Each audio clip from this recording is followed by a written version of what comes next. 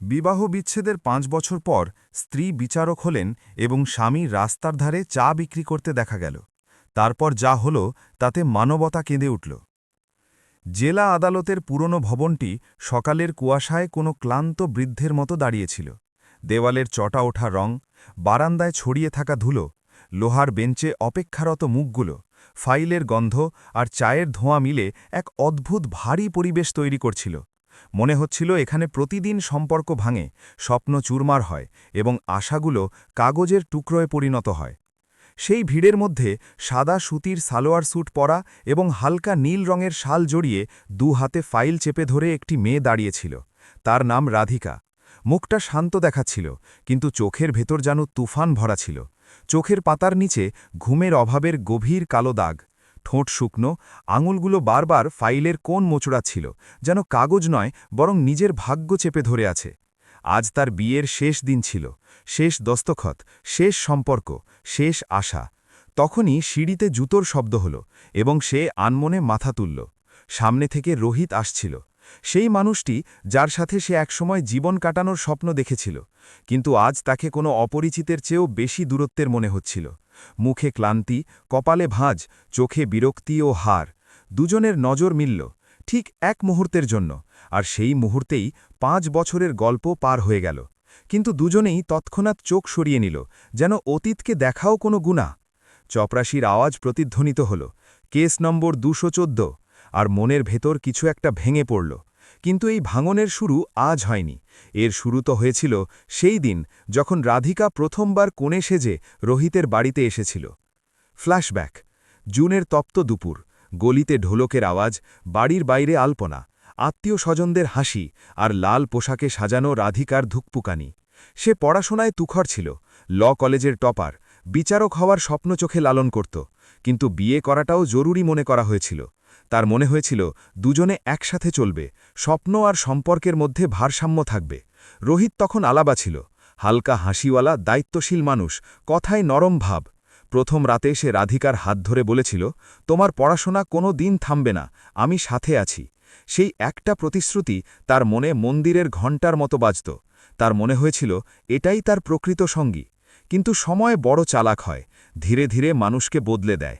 বিয়ের প্রথম মাস সব ঠিক ছিল, সকালে একসাথে চা, বিকেলে ছাদে কথা বলা, ভবিষ্যতের পরিকল্পনা, ছোট ছোট স্বপ্ন। কিন্তু যেমনই আসল জীবন শুরু হলো, ঘরের হাকিকত সামনে আসতে লাগল। শাশুড়ি সাবিত্রী দেবীর তীক্ষ্ণ নজর সব সময় তাকে তাড়া করত। বউ না, বই কম ধরো, বেলন বেশি ধরো, আমাদের বংশের মেয়েরা চাকরি করে না, ঘর সামলানোই আসল ডিগ্রি। শুরুতে রাধিকা হেসে উড়িয়ে দিত, কিন্তু খোটা দেওয়াটা প্রতিদিনের হয়ে গেল। ভোর ৪টায় ওঠা, উনুন জ্বালানো, জল ভরা, বাসন মাজা, ঘর দেওয়া, তারপর সবার জল খাবার, জামাকাপড়, দুপুরের রান্না। আর যখন সবাই ঘুমিয়ে পড়ত, তখন সে ক্লান্ত চোখে বই খুলত।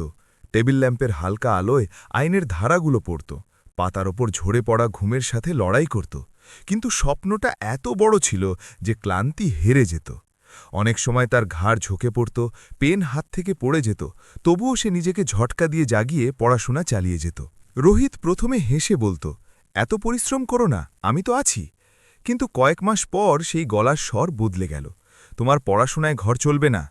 তারপর একদিন স্পষ্ট ভাষায় বলল, এইসব ছাড়ো, আমার ঘরে স্ত্রী চাই, অফিসার নয়। রাধিকার মনে প্রথমবার যন্ত্রণা হল, কিন্তু সে বিতর্ক করেনি, ভেবেছিল সময়ের সাথে সব ঠিক হয়ে যাবে। তখনই রোহিতের ছোট ব্যবসা লোকসানে চলে গেল, ঋণ বাড়ল, ফোন আসতে শুরু করল, ঘরে অশান্তি শুরু হল, এবং সেই অশান্তির সহজ লক্ষ্য হয়ে দাঁড়াল রাধিকা।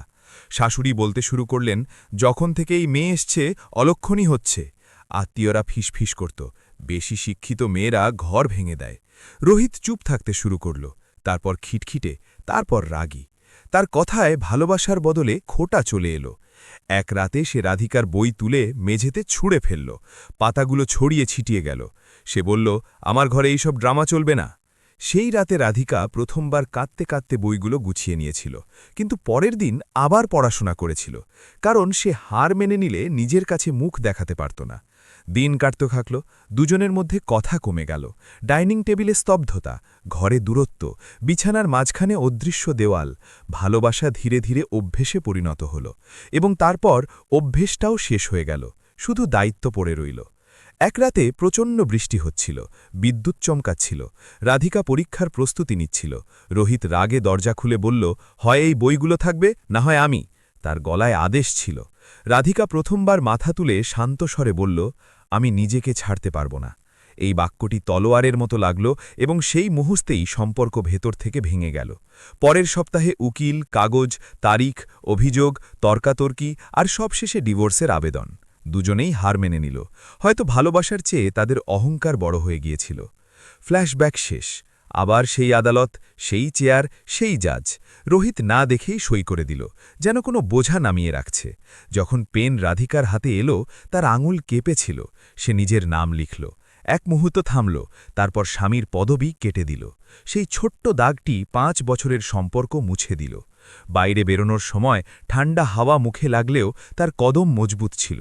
সে আকাশের দিকে তাকিয়ে মনে মনে বলল, এখন আর কেউ আমাকে দুর্বল বলবে না। আর এখান থেকেই তার আসল লড়াই শুরু হলো। দিনে বাচ্চাদের টিউশন, রাতে লাইব্রেরি, কখনো টাকার অভাব, কখনো খিদে, কখনো আত্মীয়দের খোটা, কখনো একাকিত্ব। কিন্তু প্রতিটি আঘাত তাকে আরও মজবুত করতে থাকল। অনেকবার রেজাল্টে নাম আসলো না, অনেকবার ইন্টারভিউতে রিজেক্ট হলো, কিন্তু সে হার মানল না। সে নিজের সাথে যে প্রতিশ্রুতি করেছিল তা পালন করতে জানত। ক্যালেন্ডারের পাতা উড়তে থাকল, ঋতু বদলালো, আর একদিন সকালে যখন রেজাল্ট বেরোলো, স্ক্রিনে তার নাম জলজল করছিল, রাধিকা মিশ্রা, নির্বাচিত। তার চোখ দিয়ে জল বেরিয়ে এলো। ঘরে কেউ ছিল না, তবুও সে ধীরে ধীরে বলল, আমি জিতে গেছি। 5 বছর পর সেই মেয়েটি কালো কোট আর সাদা কলার ব্যান্ডে আদালতের সিঁড়ি চড়ছিল। মানুষ রাস্তা ছেড়ে দিচ্ছিল, কর্মীরা সম্মানে মাথা নোয়াচ্ছিল। তার হাঁটার ভঙ্গিতে আত্মবিশ্বাস ছিল, মুখে কঠোরতা, কিন্তু মনের কোনো কোণে পুরনো ব্যথা এখনও নিঃশ্বাস নিচ্ছিল। সে জানত না যে ভাগ্য তার জন্য আরও একটি পরীক্ষা বাকি রেখেছে। কারণ এই শহরেরই কোনো এক রাস্তায় ধোঁয়ায় ভরা এক ছোট ঠেলাগাড়ির পাশে ফুটন্ত কেপলির সাথে কোনো এক লোক চা বানাচ্ছিল, যার ভাগ্য তার থেকেও বেশি চুরমার হয়ে গিয়েছিল। আর তার নাম ছিল রোহিত। সকাল ঠিক 9টা বাজছিল। জেলা আদালতের মূল গেটে পুলিশের জিপ এসে দাঁড়াল। গার্ডরা সতর্ক হয়ে গেল। এক সিপাহী দ্রুত দরজা খুলল এবং পরের মুহূর্তেই কালো কোট, সাদা কলার ব্যান্ড আর দৃঢ় পদক্ষেপে রাধিকা বাইরে এলো। তার হিলের শব্দ সিঁড়িতে প্রতিধ্বনিত হচ্ছিল। প্রতিটি কদম মাপা, প্রতিটি শ্বাস নিয়ন্ত্রিত। মুখে সেই কাঠিন্য যা বছরের লড়াই থেকে আসে। কর্মীদের আওয়াজ একসাথে উঠল, গুড মর্নিং ম্যাডাম, নমস্তে জজ সাহেবা, ম্যাডাম ফাইল রেডি আছে। রাধিকা শুধু হালকা মাথা নাড়াল। সে হাসতে ভুলে গিয়েছিল। জীবন তাকে শিখিয়ে দিয়েছিল যে বেশি আবেগ দেখালে মানুষ দুর্বল ভাবে। কোর্ট নম্বর 3-এর দরজা খুলল। ভেতরে পুরনো কাঠের চেয়ার, দেওয়ালে তেরঙ্গা পতাকা, সামনে উঁচুতে জজের আসন, আর সেই আসনে বসার জন্য যেন কত বছর ধরে কেউ অপেক্ষা করছিল। রাধিকা ধীরে ধীরে চেয়ার সামলাল এবং প্রথমবার সেই উচ্চতা থেকে পুরো কোর্ট দেখল। নিচে দাঁড়িয়ে থাকা লোকগুলোকে ছোট লাগছিল, কিন্তু তাদের দুঃখগুলো ছিল অনেক বড়। কারো জমির লড়াই, কারো ঘরোয়া হিংসার মামলা, কারো চুরি, কারো ধোঁকা। প্রতিটি মুখ নিজের সাথে একটি করে গল্প নিয়ে এসেছিল, আর আজ থেকে সেই গল্পগুলোর বিচার সেই করবে যাকে একসময় নিজের ঘরেই কথা বলার অধিকার দেওয়া হয়নি। প্রথম কেস ডাকুন। তার সার শান্ত ছিল, কিন্তু তাতে এমন ওজন ছিল যে পুরো ঘর নিস্তব্ধ হয়ে গেল। সকাল থেকে দুপুর কখন হয়ে গেল সে টেরই পেল না। সাক্ষী, তর্ক, উকিলদের যুক্তি, কাগজের খসখসানি, হাতুড়ির শব্দ, আর প্রতিটি রায়ের সাথে তার ভেতর এক অদ্ভুত তৃপ্তি আসছিল, যেন সে শুধু আইন নয়, নিজের পুরনো অসহায়তার বদলা নিচ্ছে। যখনই কোনো মহিলার ফাইল আসত, সে আনমনে বেশি মনোযোগ দিয়ে পড়ত, কারণ তাতে সে নিজের অতীত দেখতে পেত। কারো চোখে সেই একই ভয়, একই অসহায়তা। সে ভাবত, কাশ তখন আমার জন্যেও এমন কেউ বসে থাকত। দুপুর প্রায় 2:30 নাগাদ লাঞ্চ ব্রেক হল। স্টাফরা জিজ্ঞেস করল, ম্যাডাম ক্যান্টিন থেকে আনিয়ে দেব? সে মাথা নাড়ল, না, বাইরে যাচ্ছি। সে প্রায়ই একা বাইরে বেরিয়ে যেত।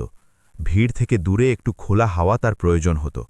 কোর্টের ফাইলগুলো মানুষকে ভেতর থেকে ভারী করে দেয়। বাইরে রোদ একটু চড়া ছিল।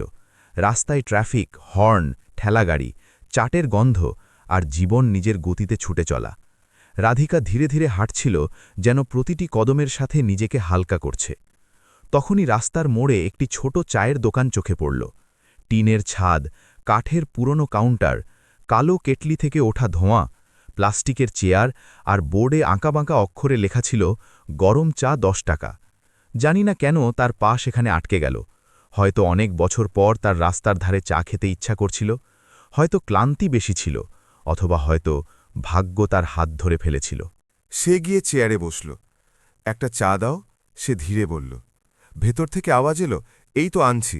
আওয়াজটা ভারী ছিল, ক্লান্ত, কিন্তু জানি না কেন তাতে চেনা কোনো কম্পন ছিল। সে পাত্তা দিল না, শুধু রাস্তার দিকে তাকিয়ে রইল। কিছু সেকেন্ড পর তার সামনে একটি ভাঁড় রাখা হলো। ম্যাডাম, চা গরম আছে। যেমনই সে কাপ তোলার জন্য হাত বাড়াল, তার নজর সেই লোকটির হাতের ওপর পড়ল। আঙুলগুলো পোড়া, কালো হয়ে যাওয়া চামড়া, কঠোর পরিশ্রমের চিহ্ন।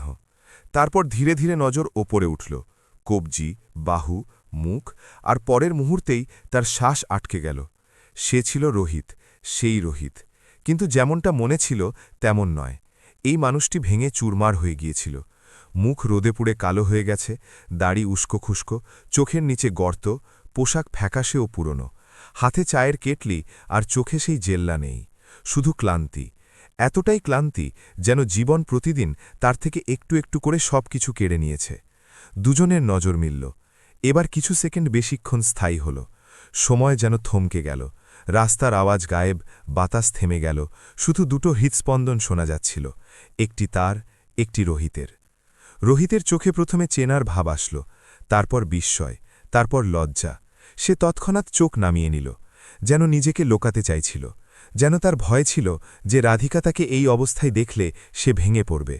রাধিকার হাত কেঁপে উঠল, চা উপচে আঙুলে পড়ল, কিন্তু সে ব্যথা অনুভবই করল না।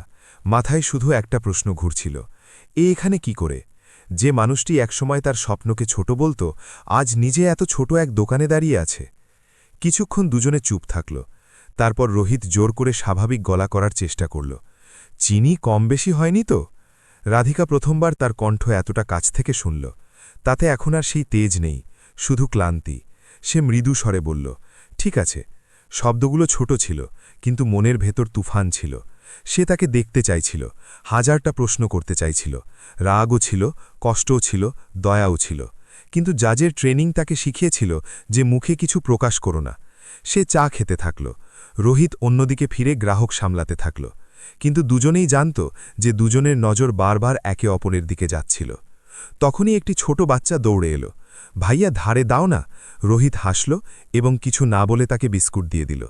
রাধিকা সেই দৃশ্য দেখল, মনে হালকা মোচড় দিয়ে উঠল। এটা কি সেই একই মানুষ যে একসময় এত কঠোর ছিল? জীবনেকে এতটা নরম কিভাবে করে দিল? সে পার্স থেকে টাকা বের করল, 10 টাকার নোট রাখল, তারপর জানি না কেন 100 টাকার নোটও রেখে দিল। রোহিত সাথে সাথে বলল, এত টাকা নয় ম্যাডাম। রাধিকা বলল, রেখে দাও, আর তার দিকে না তাকিয়েই উঠে হাঁটা দিল। তার কদম দ্রুত হয়ে গেল, শ্বাস ভারী, মনে অদ্ভুত এক বোঝা। সে নিজেকে বোঝাচ্ছিল এটা শুধু অতীত, একটা সংযোগ মাত্র, কিন্তু ভেতরে কোথাও পুরনো স্মৃতিগুলো জেগে উঠেছিল। ছাদের সেই কথা, হাসি, সেই প্রথম মুচকি হাসি, আর সাথে সেই খোঁটা, সেই কষ্ট, সেই ভাঙন, সবকিছু একসাথে। সে কোর্টের দিকে ফিরছিল, কিন্তু তার একেবারেই আন্দাজ ছিল না যে এই সাক্ষাৎ শুধু শুরু মাত্র, কারণ ভাগ্য এখনও তাকে আরও বড় ঝটকা দিতে বাকি রেখেছে। আর পরের দিনই তার টেবিলে যে ফাইল আসতে চলছিল, তাতে আসামির নাম পড়ে তার আঙুল আবার কাঁপবে। নাম লেখা থাকবে রোহিত বর্মা। পরের দিন সকালের আকাশ হালকা ধূসর ছিল। মেঘগুলো এমনভাবে ভেসে বেড়াচ্ছিল যেন শহরের ওপর কোনো ভারী খবর ঘনিয়ে আছে। আদালতের বারান্দায় প্রতিদিনের মতো ছোটাছুটি ছিল, কিন্তু রাধিকার ভেতরে অদ্ভুত এক নিস্তব্ধতা বিরাজ করছিল। সারা রাত সে ঘুমাতে পারেনি, বিছানায় এপাশ ওপাশ করছিল। বারবার সেই মুখটি সামনে চলে আসছিল, ধোঁয়ায় কালো হয়ে যাওয়া রোহিত, ঝোঁকানো নজর, কাঁপা গলা, আর সেই ছোট্ট চায়ের ঠেলা। সে নিজেকে লাখ বোঝাচ্ছিল যে এটি ছিল স্রেফ এক সংযোগ, কিন্তু মন মানতে রাজি ছিল না। 5 বছরের পরিশ্রমে সে নিজের অতীতকে কবর দিয়েছিল, আর কাল হঠাৎ সেই কবর দেওয়া অতীত তার সামনে জীবন্ত হয়ে দাঁড়িয়েছিল। সকালে কোর্টে পৌঁছেই সে বরাবরের মতো ফাইলের স্তূপ দেখল। স্টেনো বলল, ম্যাডাম, আজ একটি ক্রিমিনাল কেসও আছে, একটু আর্জেন্ট। সে মাথা নাড়ল এবং চেয়ারে বসল। কাঠের টেবিলে হাতের তালু রাখল। নিজেকে স্বাভাবিক করার চেষ্টা করল। প্রথম ফাইল দিন। একে একে কেস আসতে থাকল। সাক্ষী, তর্ক, তারিখ, আদেশ সবকিছু মেশিনের মতো চলতে লাগল, কিন্তু তার মন দিকবিদিক ঘুরছিল, যেন মন কোনো অজানা বিপদের অপেক্ষা করছিল। দুপুরের আগে স্টেনো একটি মোটা ফাইল তার দিকে বাড়িয়ে দিল। ম্যাডাম, এটি নতুন কেস, পুলিশ কাল রাতে পেশ করেছে, চুরি আর মারপিটের মামলা। সে না দেখেই ফাইল খুলল। অভ্যেস ছিল নাম দিয়ে শুরু করার। যেমনই তার নজর প্রথম পাতায় গেল, অক্ষরগুলো স্পষ্ট হয়ে উঠল। আসামির নাম রোহিত বর্মা। সেই একটি লাইন তার হৃৎস্পন্দন থামিয়ে দিল। আঙুল শক্ত হয়ে গেল, গলা শুকিয়ে গেল। কিছু সেকেন্ড পর্যন্ত সে পাতার দিকে তাকিয়েই রইল, যেন মস্তিষ্ক পড়তে অস্বীকার করছিল। তারপর সে দীর্ঘশ্বাস নিল, নিজেকে সামলাল, চেয়ারের পিঠ সোজা করল এবং মুখে সেই কঠোর জজের ভাব ফিরিয়ে আনল, কিন্তু ভেতরে যেন কোনো পুরনো ক্ষত আবার খুলে গিয়েছিল। পরের কেস ডাকুন। তার কণ্ঠস্বর হালকা ভারী ছিল। দরজা খুলল। দুজন সিপাহী ভেতরে এলো। মাঝখানে হাতকড়া পরা এক লোক, মাথা নিচু করা, ধীর কদম, সেই পোশাক, সেই মুখ। রোহিতকে এই অবস্থায় দেখে রাধিকার মনে কিছু একটা ভেঙে পড়ল, কিন্তু মুখে কোনো পরিবর্তন আসতে দিল না। কোর্টে উপস্থিত মানুষগুলো স্রেফ এক আসামিকে দেখছিল, কিন্তু রাধিকা নিজের পুরো অতীতকে কাঠগড়ায় দাঁড়িয়ে থাকতে দেখছিল। রোহিত ধীরে ধীরে মাথা তুলল। তাদের নজর মিলল। এবার বাঁচার কোনো পথ ছিল না। সামনে জজের চেয়ারে বসেছিল সেই মহিলা যাকে সে একসময় বলেছিল যে সে কিছুই করতে পারবে না, আর আজ সেই তার ভাগ্যের ফয়সালা করতে চলেছিল। তার চোখে লজ্জা ছিল, অনুশোচনা ছিল এবং কোথাও খুব গভীর যন্ত্রণা ছিল। সরকারি উকিল দাঁড়িয়ে বললেন, মাননীয় আদালত, আসামির বিরুদ্ধে অভিযোগ হল যে সে একটি মুদি দোকান থেকে টাকা চুরি করেছে এবং বাধা দেওয়ায় দোকানদারকে ধাক্কা দিয়েছে। সাক্ষী উপস্থিত আছে। শব্দগুলো প্রতিধ্বনিত হচ্ছিল, কিন্তু রাধিকার কানে শুধু একটি শব্দই বাজছিল, চুরি। রোহিত চুরি করেছে? এটা কি সত্যি হতে পারে? সেই মানুষটি যে একসময় আত্মসম্মানী ছিল, সে কি সত্যি এই পর্যায়ে নেমে গেল? সে নিজেকে সামলাল। আইন আবেগ দিয়ে চলে না, তথ্য প্রমাণ দিয়ে চলে। সে ঠান্ডা স্বরে বলল, প্রসিকিউশন এগিয়ে চলুক। সাক্ষীরা এলো। কেউ বলল সে দেখেছে, কেউ বলল টাকা উধাও ছিল, কেউ বলল ঝগড়া হয়েছে। সবাই জবানবন্দি দিচ্ছিল, কিন্তু সবকিছু অসম্পূর্ণ মনে হচ্ছিল, যেন গল্পে কোনো কমতি আছে। রাধিকা মন দিয়ে প্রতিটি শব্দ শুনছিল। তার ট্রেনিং তাকে শিখিয়েছিল যে সত্য সবসময় আওয়াজে নয়, অঙ্গভঙ্গিতেও প্রকাশ পায়। আর সাক্ষীদের মুখগুলো তার কাছে পরিষ্কার মনে হচ্ছিল না, যেন কিছু লুকাচ্ছে। তারপর রোহিতকে জিজ্ঞেস করা হলো, তুমি কি বলতে চাও? পুরো কোর্ট শান্ত হয়ে গেল।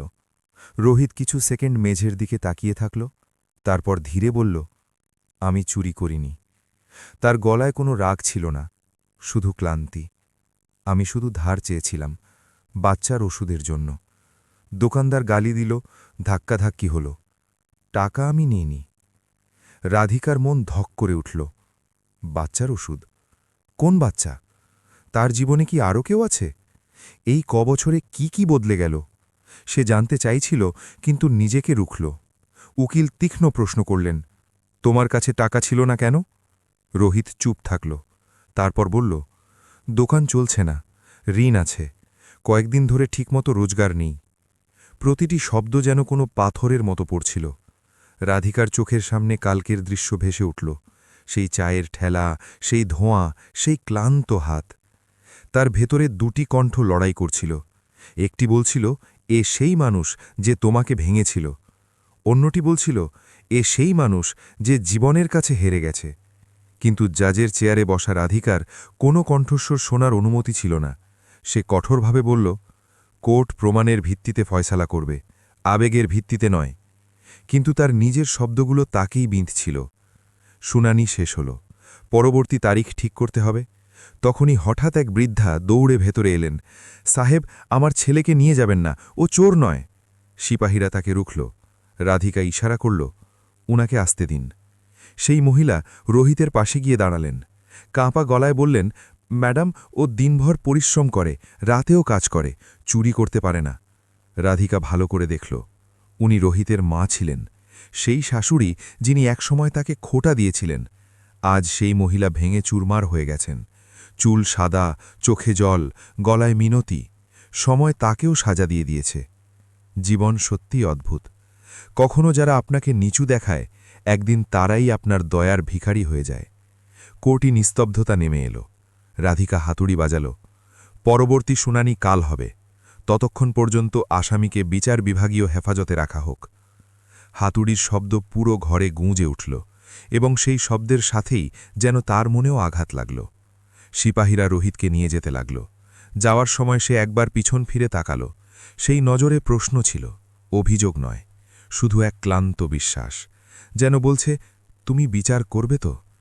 রাধিকা নজর সরিয়ে নিল, কারণ সে যদি আর এক সেকেন্ড তাকিয়ে থাকত তবে হয়তো জজ নয়, স্রেফ রাধিকা হয়ে যেত। বিকেলে যখন সে নিজের চেম্বারে একা বসেছিল, জানলা দিয়ে আসা পড়ন্ত রোদ টেবিলের ওপর ছড়িয়ে পড়ছিল। ফাইল খোলা ছিল, ওপরে লেখা ছিল, রাজ্য বনাম রোহিত বর্মা। সে আঙুল দিয়ে নামটি ছুল এবং প্রথমবার তার চোখ দিয়ে একটি অশ্রু নীরবে ঝরে পড়ল। কিন্তু পরের মুহূর্তেই সে নিজেকে সামলে নিল, কারণ সে অনুভব করেছিল যে ভাগ্য তাকে খুব নিষ্ঠুর এক পরীক্ষা দিয়েছে। এখন তাকে শুধু আইনের সাথে নয়, নিজের মনের সাথেও লড়াই করতে হবে, আর আসল ফয়সালা এখনও বাকি। পরের দিন আদালতের বাইরে অস্বাভাবিক ভিড় ছিল। মেঘ ঘন ছিল এবং বাতাসে অদ্ভুত এক শীতলতা মিশেছিল, যেন আবহাওয়াও কোনো বড় রায়ের অপেক্ষা করছে। গেটে দাঁড়িয়ে থাকা পুলিশদের আওয়াজ, উকিলদের ফিসফিসানি, চাওয়ালাদের হাঁকডাক, সবকিছু রোজকার মতোই ছিল। কিন্তু রাধিকার ভেতরে সবকিছু উল্টো চলছিল। সারা রাত সে ঘুমাতে পারেনি। বারবার সেই ফাইল তার সামনে খুলে যাচ্ছিল। সেই নাম, সেই মুখ, সেই প্রশ্ন। রোহিত কি সত্যি চোর হতে পারে, নাকি এটি পরিস্থিতির জাল? সে নিজের বিছানায় বসে ছাদের দিকে তাকিয়ে রইল। তারপর হঠাৎ উঠে টেবিল ল্যাম্প জ্বালাল এবং কেস ডায়েরি আবার পড়তে লাগল। প্রতিটি জবানবন্দি, প্রতিটি সাক্ষ্য, প্রতিটি টাইমলাইন তার কাছে গড়বড় মনে হচ্ছিল। গল্পটা সরল ছিল না, যেন কেউ জানবুঝে জটিল করে দিয়েছে। সকালে যখন সে কোর্টে পৌঁছাল, তার হাঁটা চলা অন্য সময়ের চেয়েও বেশি কঠোর ছিল। মুখে সেই জজ সুলভ ভাব, কিন্তু মনের ভেতরে অস্থিরতা কাজ করছিল। সে নিজেকে বলল, আজ শুধু আইন কথা বলবে, কোনো সম্পর্ক নয়, কোনো স্মৃতি নয়, শুধু সত্য। কোর্টরুমে ঢোকামাত্র সবাই দাঁড়িয়ে পড়ল। অলরাইজ। চেয়ারে বসার সময় তার আঙুল হালকা কাঁপল, কিন্তু সে নিজেকে তৎক্ষণাৎ সামলে নিল। কেস নাম্বার 32, রাজ্য বনাম রোহিত বর্মা। আওয়াজ প্রতিধ্বনিত হল এবং দরজা খুলল। রোহিতকে ভেতরে আনা হল। আজ তাকে আরও বেশি ক্লান্ত দেখাচ্ছিল। রাতে হেফাজতে থাকার চিহ্ন তার মুখে স্পষ্ট ছিল। চোখ লাল, পোশাক কুচকানো, কিন্তু তার নজরে অদ্ভুত এক শান্তি ছিল, যেন লড়ার শক্তিটুকুও আর অবশিষ্ট নেই। সরকারি উকিল সওয়াল শুরু করলেন, মাননীয় আদালত, আসামির আর্থিক অবস্থা খারাপ, দোকান লোকসানে চলছে, তাই চুরির উদ্দেশ্য পরিষ্কার। রাধিকান মন দিয়ে শুনল, কিন্তু এটি ছিল স্রেফ অনুমান, প্রমাণ নয়। তারপর দোকানদারকে ডাকা হলো। সে জোর দিয়ে বলল, এই টাকা তুলেছিল। কিন্তু যখন জেরা করা হলো, তখন তার বয়ানে ফাটল দেখা দিতে লাগল। কখনো টাকার পরিমাণ বদলে যাচ্ছিল, কখনো সময়, কখনো জায়গা, যেন সে নিজেও নিশ্চিত নয় কি হয়েছিল। রাধিকার চোখ তীক্ষ্ণ হয়ে উঠল। সে বুঝতে পারল গল্পে কিছু লুকোনো হচ্ছে। সে হঠাৎ জিজ্ঞেস করল, দোকানে সিসিটিভি আছে? দোকানদার ঘাবড়ে গেল, জি আছে, ফুটেজ বেশ করুন। কোর্টরুমে গুঞ্জন শুরু হলো। ফুটেজ আনা হলো, ল্যাপটপ লাগানো হলো। সবার নজর স্ক্রিনে আটকে গেল। ভিডিও চলল, ঝাপসা রেকর্ডিং। রোহিত কাউন্টারে দাঁড়িয়েছিল, হাত জোর করে কিছু বলছিল। দোকানদার রাগে চিৎকার করছিল। ধাক্কাধাক্কি হলো, কিন্তু পরিষ্কার দেখা যাচ্ছিল রোহিত টাকা তোলেনি, বরং পিছনে দাঁড়িয়ে থাকা অন্য এক লোক সুযোগ বুঝে ড্রয়ারে হাত ঢুকিয়েছিল। সেই লোকটি দোকানদারেরই কর্মচারী ছিল, যাকে এখনও পর্যন্ত কেউ লক্ষ্যই করেনি। কোর্টরুমে ফিসফিসানি ছড়িয়ে পড়ল। দোকানদারের মুখ শুকিয়ে গেল। রাধিকা কঠোর স্বরে জিজ্ঞেস করল, একে? সে চুপ। কোর্টে সত্যি কথা বলুন, না হলে মিথ্যা সাক্ষীর কেস হবে। এখন রাধিকার কণ্ঠে বিদ্যুৎ ছিল। দোকানদার ভেঙে পড়ল, ম্যাডাম, ওই ছেলেটি আমার এখানে কাজ করে। ওই হয়তো টাকা নিয়েছে, কিন্তু ঝগড়া রোহিতের সাথে হয়েছিল, তাই আমি ওর ওপরই দোষ চাপিয়ে দিয়েছিলাম। এটি শোনামাত্র পুরো ঘর যেন ভারী হয়ে গেল। এক নির্দোষ মানুষকে স্রেফ এই কারণে ফাঁসিয়ে দেওয়া হলো কারণ সে গরিব ছিল, কারণ তার লড়ার শক্তি ছিল না। রাধিকার ভেতরে কিছু একটা জ্বলে উঠল। তার নিজের অতীত মনে পড়ল, যখন বিনা দোষে তাকে দোষী সাব্যস্ত করা হতো, যখন তার কথা কেউ শুনত না। আজ সেই একই গল্পের পুনরাবৃত্তি অন্য কারো সাথে হচ্ছিল। সে তৎক্ষণাৎ আদেশ দিল সেই কর্মচারীকে হেফাজতে নেওয়া হোক এবং আসামি রোহিতের বিরুদ্ধে আনা প্রাথমিক অভিযোগ পুনরায় তদন্ত করা হোক। রোহিত প্রথমবার মাথা তুলে সরাসরি তার দিকে তাকাল। তার চোখে বিস্ময় ছিল, যেন সে আশাই করেনি যে কেউ তার কথা শুনবে। কিন্তু গল্প এখানেই শেষ হল না। তখনই সরকারি উকিল বললেন, কিন্তু ধাক্কাধাক্কি ও মারপিটের মামলা তো আছে। রাধি তার রোহিতের দিকে তাকাল। তুমি হাত তুলেছিলে? রোহিত ধীর গলায় বলল, না, ও গালি দিয়েছিল মাকে নিয়ে, আমি শুধু সরাতে গিয়েছিলাম। তার কণ্ঠ ভেঙে পড়ল এবং সেই এক কথা রাধিকার মন ছুঁয়ে গেল। তার মনে পড়ল সেই একই মহিলার কথা, যিনি একসময় তাকে খোটা দিতেন। আজ সেই মহিলা কোর্টের বাইরে কাঁদছেন। জীবন সত্যি গোল ঘুরে হিসাব বরাবর করে। শুনানি দীর্ঘ চলল, সাক্ষী বদলাল, বয়ান বদলাল, সত্য ধীরে ধীরে বেরিয়ে এলো। আর প্রতিটি স্তরের সাথে পরিষ্কার হয়ে গেল যে রোহিত স্রেফ পরিস্থিতির শিকার, অপরাধী নয়। কিন্তু সবচেয়ে কঠিন লড়াই এখনও রাধিকার ভেতরে চলছিল। সে বারবার নিজেকে প্রশ্ন করছিল, যদি এটি অন্য কেউ হতো তবে কি আমি এত মনোযোগ দিতাম? আমি কি এতটা গভীরভাবে তদন্ত করাতাম? তারপর নিজেই উত্তর দিল, হ্যাঁ, কারণ এখন আমি সেই মেয়ে নই যে চুপ থাকত। এখন আমি ন্যায়। বিকেল হতে লাগল। জানলা দিয়ে কমলা রোদ ভেতরে আসছিল। কোর্টরুমে লম্বা ছায়া তৈরি হয়েছিল। রাধিকা হাতুড়ি তুলল। পুরো ঘর শান্ত হয়ে গেল, শ্বাস থমকে গেল। সে বলল, আদালত সত্য জানার জন্য আরও একদিন সময় চায়। ফয়সালা কাল শোনানো হবে। কণ্ঠস্বর স্থির ছিল, কিন্তু ভেতরে তুফান ছিল। রোহিতকে আবার নিয়ে যাওয়া হলো। যাওয়ার সময় সে ধীরে বলল, ধন্যবাদ ম্যাডাম। এই ম্যাডাম শব্দটি রাধিকার মনে বিঁধল। কখনো সে তাকে নাম ধরে ডাকত, আজ তাদের মাঝখানে আইনের দেওয়াল দাঁড়িয়ে আছে। রাতে বাড়ি ফিরে রাধিকা বারান্দায় দাঁড়িয়ে রইল। শহরের আলোগুলো মিটমিট করছিল, হাওয়া ঠান্ডা ছিল, আর সে ভাবছিল, যদি জীবন আমাদের আলাদা না করত তবে কি আজ আমরা এভাবে দেখা করতাম? তারপর সে মাথা ঝাড়া দিল। অতীতের ওপর অনুশোচনা নয়, ভবিষ্যতের ওপর সিদ্ধান্ত জরুরি। আর কাল সেই ফয়সালা স্রেফ একটি কেসের হবে না, কাল ফয়সালা হবে তার হৃদয়েরও। সকালের আকাশ পরিষ্কার ছিল। অনেকদিন পর রোদ পুরোপুরি উঠেছিল। মেঘের নাম নিশান ছিল না, যেন আবহাওয়া নিজেই বলছে আজ সব কিছু পরিষ্কার হতে চলেছে। আদালতের ইমারতের উপর পড়া সোনালি রোদ তাকে কোনো মন্দিরের মতো পবিত্র করে তুলছিল। কিন্তু ভেতরে বাতাসে এখনও টানটান উত্তেজনা ছিল। লোক ফিসফিস করছিল, উকিলরা জলদি ফাইল উল্টাচ্ছিল, পুলিশরা কঠোর মুখ করে দাঁড়িয়েছিল। কারণ আজ সেই কেসের ফয়সালা হতে চলেছিল, যা নিয়ে গত দুদিন ধরে পুরো কোর্ট চত্বরে আলোচনা চলছিল। আর সেই ভিড়ের মাঝে কালো কোট পরে রাধিকা ধীরে ধীরে সিঁড়ি চড়ছিল। তার হাঁটাচলা আগের চেয়েও বেশি স্থির ছিল, যেন সে সারা রাতে কোনো বড় সিদ্ধান্ত নিয়ে ফেলেছে। রাত সে জেগেই কাটিয়েছিল। ঘরের আলো বন্ধ ছিল, শুধু জানলা দিয়ে আসা জ্যোৎস্না মেঝেতে পড়ছিল। আর সে চেয়ারে বসে পুরনো ডায়েরি উল্টাচ্ছিল, সেই ডায়েরি যাতে সে বিচ্ছেদের পর নিজের লড়াইয়ের দিনগুলো লিখেছিল।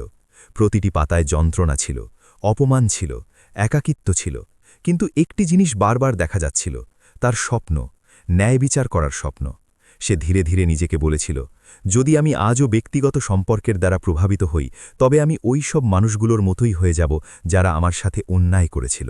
আর সেই মুহূর্তেই সে স্থির করে নিয়েছিল, ফয়সালা স্রেফ সত্যের হবে, না ভালোবাসার, না ঘৃণার। কোর্টরুমের দরজা খুলল। All rise. সবাই দাঁড়িয়ে পড়ল। রাধিকা নিজের চেয়ারে বসল। সামনে কাঠের হাতুড়ি, ডান দিকে ফাইলের স্তূপ, আর সবার ওপরে সেই ফাইল, রাজ্য বনাম রোহিত বর্মা। সে আঙুল দিয়ে সেটি খুলল, দীর্ঘশ্বাস নিল এবং বলল, আসামিকে পেশ করা হোক। দরজা খুলল। রোহিত ভেতরে এলো। আজ তার মুখে অদ্ভুত এক শান্তি ছিল, যেন যা হওয়ার আছে তা সে মেনে নিয়েছে। চোখে ভয় ছিল না, ছিল শুধু ক্লান্তি আর সামান্য ভরসা। পিছনে তার মাও বসেছিলেন, দুহাত জোড় করে ঈশ্বরের নাম জপছিলেন। তার চুল আরও বেশি সাদা হয়ে গিয়েছিল। সময় সত্যি তাকে বৃদ্ধ করে দিয়েছে। কার্যক্রম শুরু হল। আসল কর্মচারী ধরা পড়ে গিয়েছিল। সে স্বীকার করেছিল যে সেই টাকা চুরি করেছিল এবং ভয়ের চোটে রোহিতের উপর দোষ চাপিয়ে দিয়েছিল। পুলিশ রিপোর্ট পরিষ্কার ছিল, প্রমাণ পরিষ্কার ছিল, এখন শুধু চূড়ান্ত সিদ্ধান্ত বাকি ছিল। কিন্তু আদালতে এমন নিস্তব্ধতা ছিল, যেন কোনো তুফান আসতে চলেছে। রাধিকা রায় পড়া শুরু করল। তার কণ্ঠস্বর স্থির ছিল, প্রতিটি শব্দ স্পষ্ট। আদালতের সামনে উপস্থাপিত সাক্ষ্য প্রমাণ এবং সিসিটিভি ফুটেজের ভিত্তিতে এটি প্রমাণিত হয় যে আসামি রোহিত বর্মার উপর লাগানো চুরির অভিযোগ মিথ্যা। আসামি নির্দোষ। এটি শোনামাত্র কোর্টে চাঞ্চল্য তৈরি হল। রোহিতের মা কেঁদে ফেললেন। সিপাহীরা হাতকড়া খুলে দিল। কিন্তু রাধিকা থামল না। সে আরও বলল, এবং এটিও পরিষ্কার যে মিথ্যা অভিযোগ লাগিয়ে এক নির্দোষ ব্যক্তিকে ফাঁসানোর চেষ্টা করা হয়েছে, যা আইনের চোখে গুরুতর অপরাধ। অতএব প্রকৃত দোষীর বিরুদ্ধে কঠোর ব্যবস্থা নেওয়া হবে। হাতুড়ির শব্দ প্রতিধ্বনিত হল, ফয়সালা হয়ে গিয়েছিল। সেই আওয়াজের সাথে যেন 5 বছরের বোঝা তার মন থেকে নেমে গেল। রোহিত কিছু সেকেন্ড সেখানেই দাঁড়িয়ে রইল, যেন সে বিশ্বাসই করতে পারছে না। তারপর ধীরে ধীরে সে হাত জোর করল এবং রাধিকার দিকে তাকাল। চোখে জল ছিল, কিন্তু সেই জল হাড়ের ছিল না, স্বস্তির ছিল। সে বলল, ধন্যবাদ, আপনি ইনসাফ করেছেন। তার কণ্ঠ কাঁপছিল। রাধিকা প্রথমবার হালকা নজর তুলল।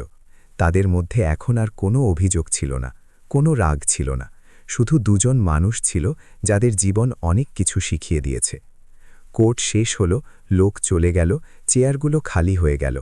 রাধিকা নিজের চেম্বারে এসে বসল। জানলা দিয়ে আসা রোদ টেবিলের ওপর পড়ছিল। সে চোখ বন্ধ করল। মনে অদ্ভুত এক শান্তি ছিল, যেন কোনো দীর্ঘ যুদ্ধ শেষ হয়েছে।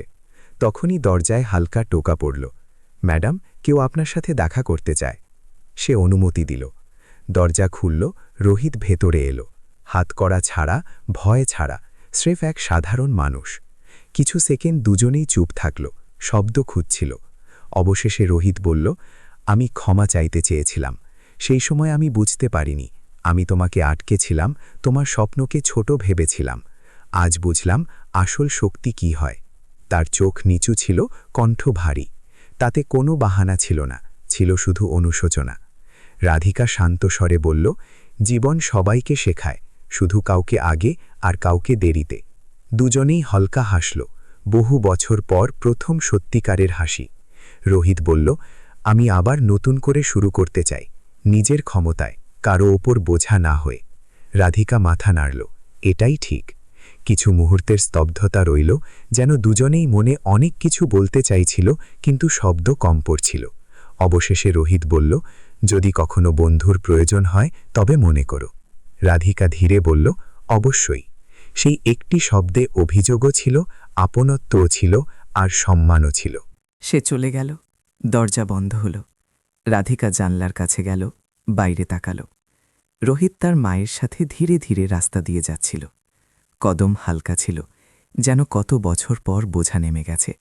সে মনে মনে ভাবল, কিছু সম্পর্ক ফিরে আসে না, কিন্তু তাদের যন্ত্রণা আমাদের ভালো মানুষ করে দেয়। সে নিজের চেয়ারে ফিরে বসে পরের ফাইল খুলল, কারণ জীবন কারো জন্য থেমে থাকে না। বাইরে রোদ আরও উজ্জ্বল হয়ে উঠেছিল। আদালতের বাইরে সেই চায়ের ঠেলা দেখা যাচ্ছিল, কিন্তু আজ সেখানে ধোঁয়া কম ছিল, আর আশা ছিল বেশি। আর সেই দিন রাধিকা বুঝেছিল, কখনো কখনো ভালোবাসা সাথে থাকাতে নয়, একে অপরকে পড়ে যাওয়া থেকে বাঁচানোতে থাকে। আর আসল জয় বদলা নেওয়ায় নয়, ইনসাফ করায় থাকে। জীবন সত্যি আদালতের মতো, দেরি হতে পারে, কিন্তু ফয়সালা সবসময় কর্মের হিসেবেই হয়। তো বন্ধুরা, এই ছিল আমাদের আজকের গল্প। আপনার এই গল্পটি কেমন লাগলো তা আমাদের কমেন্ট করে অবশ্যই জানাবেন। আর যদি গল্পটি আপনার সামান্যও পছন্দ হয়ে থাকে, তবে আমাদের ইউটিউব চ্যানেলটি সাবস্ক্রাইব করে নিন এবং এই ভিডিওটিকে একটি লাইক করে দিন। দেখা হবে আবার এক নতুন ও ইন্টারেস্টিং গল্পের সাথে। ততক্ষণ পর্যন্ত ধন্যবাদ।